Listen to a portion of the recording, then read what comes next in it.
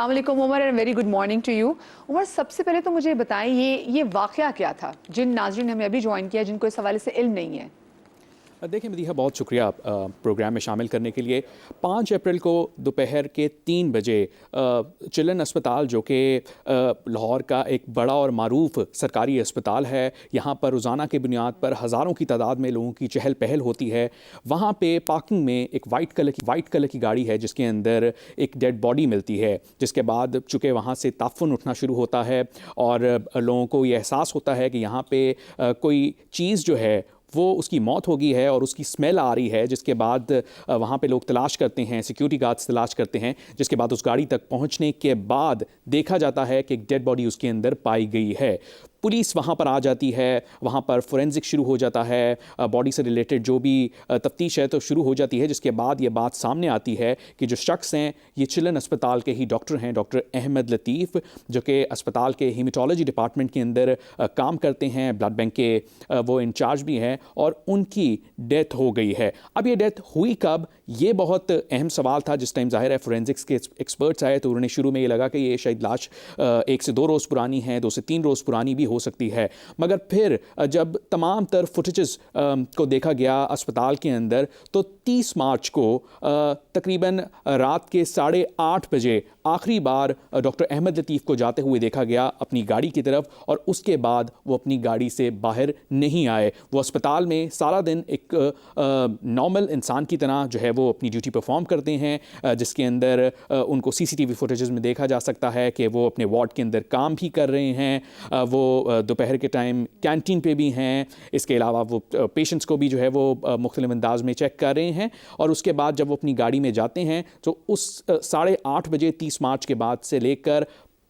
جو 5 اپریل کو جب ان کی باڈی ملتی ہے تو تب تک اس دوران انہیں کسی نے بھی وہاں پر نہیں دیکھا. اس کے علاوہ ظاہر ہے جب پولیس تفتیش کا آغاز کرتی ہے تو اس میں یہ بھی بات سامنے آتی ہے کہ جو ڈاکٹر احمد لطیف ہیں وہ ان کے جو کلیگز ہیں وہ یہ بتاتے ہیں کہ وہ اینٹی ڈپریسنٹس کا بھی استعمال کر رہے تھے اور وہ ذہنی دباؤ کا بھی شکار تھے. اور اس کے علاوہ تقریباً 1 سال پہلے انہوں نے جو پسند کی شادی. ابھی دانیال میں تو یہ حیران ہو رہی ہوں, آپ نے بولا کہ وہ بلڈ بینک کے انچارج بھی تھے,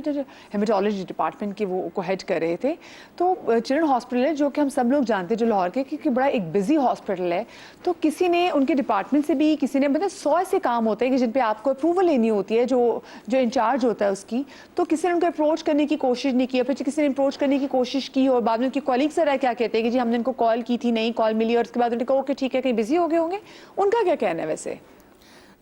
دیکھیں مدیحہ, بالکل یہ جو اس تمام تر جو یہ واقعہ ہے اس کی سب سے حیران کن پہلو یہ ہے کہ اتنے دن تک ایک شخص جو ہے وہ روزانہ آتا ہے اپنی ورک پلیس کے اوپر اور وہ اب نہیں آ رہا, وہ غائب ہے 3-4 روز سے, مگر کوئی بھی جو ہے وہ اتنا انٹرسٹ نہیں لے رہا کہ وہ آخر شخص کہاں گیا ہے. سو یہ سب سے اہم پہلو ہے. اب چونکہ جب ظاہر ہے وہ اس دنیا میں نہیں ہے تو اس کے بعد پولیس نے تفتیش کی تو ان کے کلیگز نے بتایا کہ وہ اینٹی ڈپریسنٹس کا استعمال کر رہے تھے, یا وہ ذہنی دباؤ کا شکار تھے, یا ہم نے ایک دوسرے سے پوچھا, ان کے موبائل فون پہ فون کیا, لیکن اس تمام تر ڈیوریشن کے دوران جو ہے وہ نہ تو کوئی پولیس کو رپورٹ کی گئی, نہ ہی جو ہے وہ ہاسپٹل کی جو ایڈمنسٹریشن ہے اس کے مطابق ہمیں کسی نے بتایا کہ وہاں پہ جو ڈاکٹر ہیں وہ اپنی ڈیوٹی سے غیر حاضر ہیں. سو یہ تو ایک میٹر ظاہر ہے کلیگز کے اینڈ پہ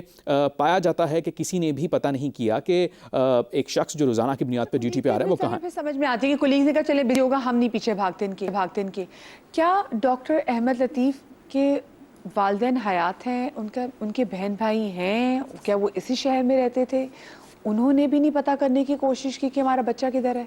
یا بیٹا گھر نہیں آیا؟ بالکل مدیحہ, ان کی جو فیملی ہے وہ لاہور کے اندر ہی رہائش پذیر ہے.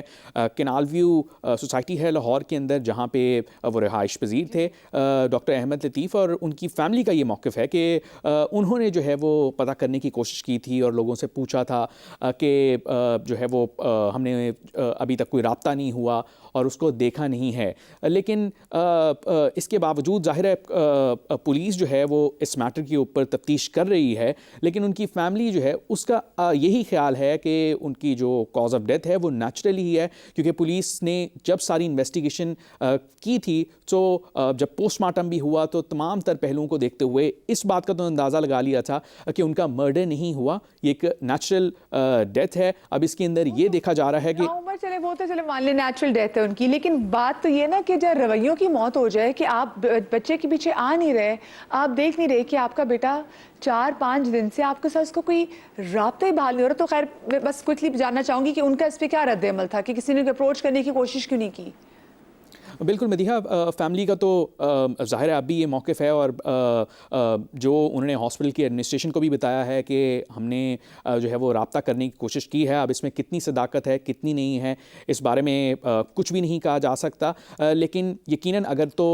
کسی نے بھی اپروچ کرنے کی کوشش کی ہے تو پولیس کو اس میٹر کا پتہ ہوتا، ہاسپٹل کی ایڈمنسٹریشن کو اس میٹر کا پتہ ہوتا. اس کے علاوہ اگر تو ان کے کوئی دوست بھی ہیں تو کسی نہ کسی کو تو اس میٹر کا پتہ ہوتا کہ ایک شخص جو ہے وہ مل نہیں رہا، وہ کہاں گیا ہے. تو اس کے اوپر جو ہے وہ بات ہو سکتی ہے. اور پھر ظاہر ہے جب ان کے کلیگز یہ کہہ رہے ہیں کہ وہ ایک سینسٹیو شخص تھے، یا ان کا 1 سال پہلے وہ ان کو جو وائف ہیں ان سے طلاق ہوئی تھی، ان کی ایک بیٹی بھی ہیں جس کی وجہ سے وہ پریشان رہتے تھے بہت زیادہ. تو اگر تو کلیگز کو یہ میٹر پتہ ہے تو یقیناً فیملی کو بھی یہ میٹر پتہ ہی ہوگا. تو اس صورتحال میں بھی ایک شخص کو دیکھتے ہوئے کہ اس کی یہ سچویشن ہے کسی نے بھی پتہ نہیں کیا، تو یہ اس معاملے کا بہت افسوسناک پہلو ہے. تھینک یو سو مچ. بڑے مفصل طریقے سے ہمارے رپورٹر دانیال عمر نے پوری سچویشن تھی ہمارے ساتھ شیئر کی کہ ایگزیکٹلی یہ اسٹوری کیا تھی. لیکن ایگزیکٹلی میں بھی یہی سوچی جا رہی ہوں کہ کوئی کھل کے یہ بتا کیوں نہیں رہا کہ ہم کیوں نہیں پیچھے آئے. میں آپ کو ایک چھوٹا سا واقعہ میں بتا دوں. مین وائل ہمیں جوائن کیا جناب ہانیہ کاظمی نے بھی، جو کہ مینٹل ہیلتھ پروفیشنل نے بھی جوائن کیا 3 مہینے پہلے کی. میں آپ کو واقعہ بتاتی ہوں اگر آپ لوگوں کی اجازت ہو. میں کیونکہ یہ نا کہ والدین پیچھے ہی نہیں آئے. میرے والد صاحب بینک گئے، وہ بینک سے واپسی پہ ان نے جانا تھا گروسری کرنے. اب وہ گروسری کرنے کے لیے گئے اور جو ان کا ایک ٹائم ہوتا ہے کہ گروسری کر کے واپس اگر فرض کیجیے 2-2:30 بجے آتے ہیں، وہ 2-2:30 بجے واپس نہیں ہے اور ان کو آنے میں 4 بج کے اندر 3:30 ہو گئے اور اب والد صاحب نہیں آئے. اب میرا بھائی بھی اپنے آفس میں، ہم بھی، اور پوچھے کہ ابو واپس کیوں نہیں آئے، کیونکہ وہ خود ڈرائیو کرتے ہیں. ابو واپس کیوں نہیں آئے؟ ہم نے جہاں پہ وہ گروسری کرنے جاتے نا 1 گھنٹے کے اندر اندر ان سے کہا کہ جی اپنی فوٹیج میں دیکھیں کہ یہ میرے والد صاحب یہیں سے گروسری کرنے آتے ہیں. تو انہوں نے کہا جی آئے تھے اور اتنے بجے ان کی گاڑی جو ہے نا وہ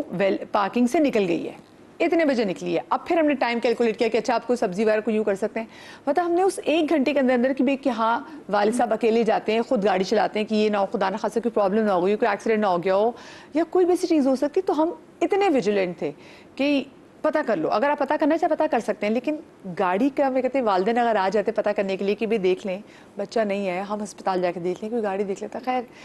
میں ڈاکٹر صاحبہ سب سے پہلے تو یہ جاننا چاہوں گی کہ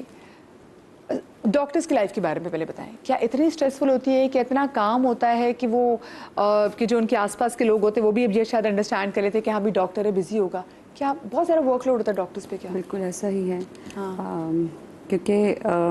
ڈاکٹرز ہیں تو مسیحا، اور ان کی اپنی لائف اتنی ٹف ہے کہ وہ ورک لائف بیلنس ہے ہی نہیں ان کا. اور ڈیوٹیز کا جو روٹیشن سسٹم ہے وہ ہے ہی ایسا کہ دیٹس انڈرسٹوڈ کہ ان کو ہوتا ہے کہ اچھا وہ ہاسپٹل میں پھنس گئے ہوں گے. تو جو رابطے کی پہلی سیڑھی ہے وہ تو وہیں پہ پہلے وہ ایک ٹوٹ جاتی ہے کہ ان کو مائنڈ سیٹ یہ بنا ہوا ہے کہ بزی ہوں گے، آفس میں ہوں گے. باقی ہم نے ابھی ریسنٹلی ایک بہت سیریز کی تھی، ورک شاپس کی تھی، and that was especially for doctors کہ ان کی ورک لائف بیلنس پہ بات کی جائے. کیونکہ جب میں اسٹریس پہ بات بھی کروں گی، مجھ میں بریک آ گئی تو کیونکہ یہ جاننا چاہوں گی کہ ان کی روٹین واقعی کتنی ٹف ہوتی ہے. پھر اگر کوئی گھر میں ایسی کوئی پرابلم چل رہی ہو کہ ان کو اینٹی ڈپریسنٹ پہ جانا پڑے، اور ایک ڈاکٹر اگر اینٹی ڈپریسنٹ پہ ہو تو وہ کتنی ایک عجیب سی ایک ذرا خوفناک سی تکلیف کی بات ہو سکتی ہے. بریک کے بعد بات کریں گے.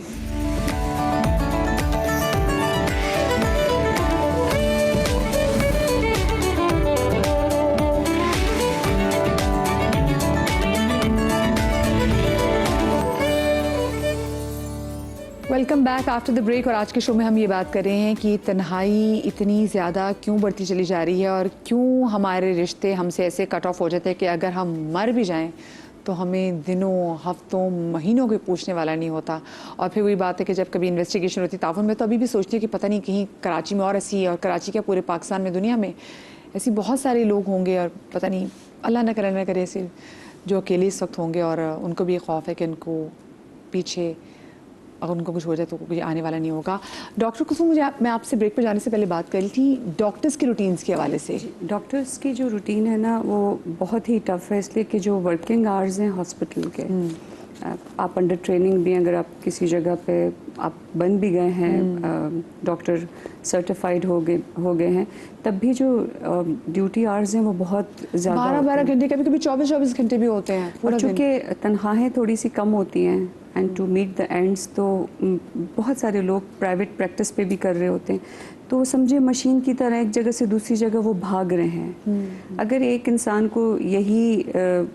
ذہن میں ہے کہ میں نے اس جگہ بس پہنچنا ہے, اور جو آج کل اوور آل ایک جو ٹینشن ہے, معاشی بھی ٹینشن ہے سب چیزوں کی, تو وہ آپ کا سب سے پہلے مائنڈ اینڈ باڈی کوآرڈینیشن کی اگر آپ بات کریں تو جب جسم تھکنا شروع ہوتا ہے, نیند کی کمی, آپ کا کسی سے رابطے میں بھی نہیں ہے, تو ظاہر ذہنی دباؤ تو ہوگا. تو برن آؤٹ سے سٹارٹ ہوتا ہے پہلے, اور اگر وہی والا سائن ہے کہ جو ہلکی ہلکی سی اسمیل نکل رہی ہے, بھاپ نکل رہی ہے چولہے سے,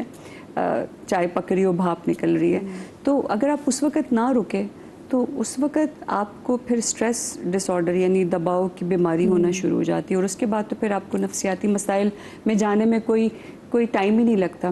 اسپیشلی اس واقعے سے ریلیٹڈ کہ یہ تو ایک نارمل ڈاکٹر کی روٹین ہے, اللہ نہ کرے اگر اس میں آپ کے ساتھ کوئی بڑا سانحہ ہو جائے, کسی کی موت ہو جائے آپ کی فیملی میں, یا آپ کے ساتھ خود ایک یہ جو مسئلہ ہوا تھا ڈیورس کا, تو یہ بذات خود ایک بہت بڑا واقعہ ہے آپ کے برین کو صدمہ دینے میں, دماغ کو صدمہ دینے میں. تو اس سے واپس آنے میں اب تو جو ہے نا وہ 6 مہینے سے 1 سال لگتے ہیں کہ اس صدمے کو آپ برداشت کر پائیں. اسپیشلی جہاں جدائی ہوتی ہے, سپریشن ہوتی ہے, اب تو بہت ریکمنڈیشن ہے کہ اس کو پراپر علاج کیا جائے. جہاں دوا کی ضرورت ہے دوا دیں, نہیں تو تھیراپی کریں, بات چیت کریں, کیونکہ آپ شاید خود اس مشکل ٹائم سے نکلنے کے اہل نہیں ہیں. تو جب آپ سب چیزیں اپنے ہی اندر وہ غم پیتے جائیں گے,